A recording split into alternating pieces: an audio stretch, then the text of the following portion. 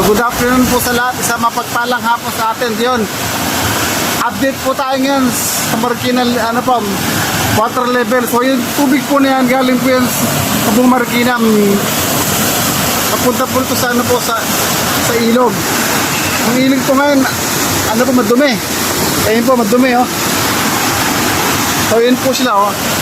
So malakas po yung pressure po ng tubig ngayon dito.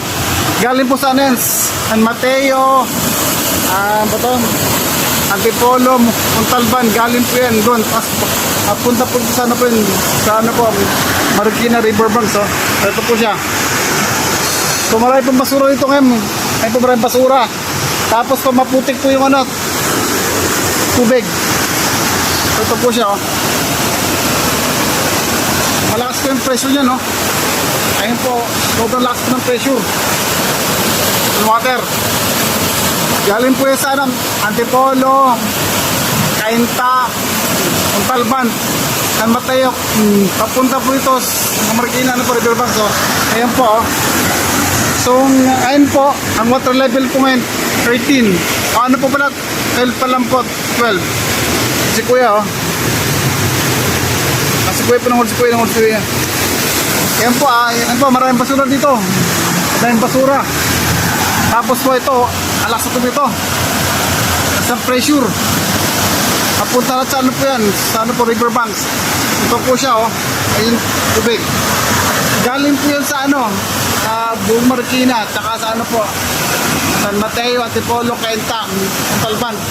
Papunta po lahat dito sa Marikina Riverbanks. Ayun po, oh. Ito yung mga putik. Ang lakas po niya, no? Ayun si Kuya, nanghuli si Kuya.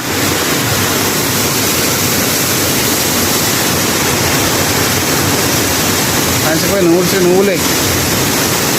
Pag nahuli. Wala. May nahuli ba? Wala nga. Ayun po, oh. Pagay, malakas po ang pressure dito ng tubig dito. Ayun po, pero lakas po yan. Ingat po lahat, mag-ingat.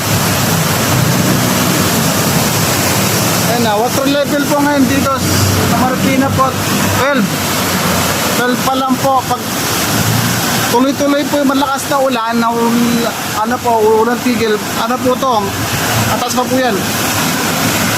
Atas pa po, ah. Kaya po tayo, manatiling ligtas, alerto at sa ating kapaligiran. Ang ulan po na ito, hindi po tumigil to, sigurado tataas po ang level ng water level dito po sa Marikina Riverbanks. So ayun po.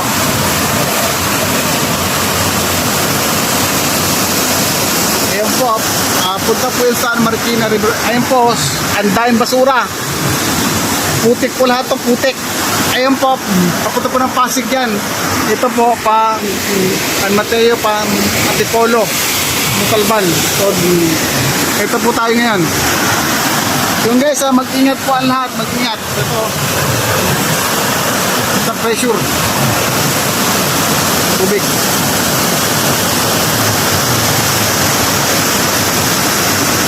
Dito lang po yan, sa kabila rin po doon eh. Anto rin po siya, malakas din yung agos ng tubig papunta po sa riverbanks.